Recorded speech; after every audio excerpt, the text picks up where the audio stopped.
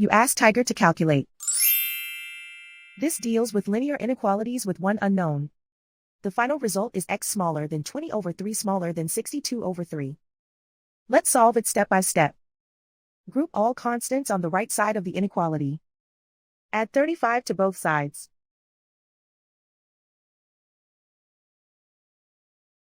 Simplify the arithmetic.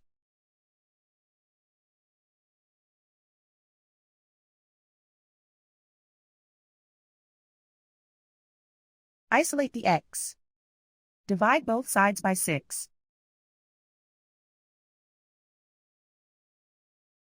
Simplify the fraction.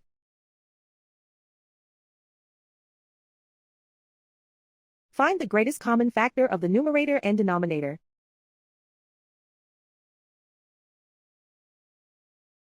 Factor out and cancel the greatest common factor.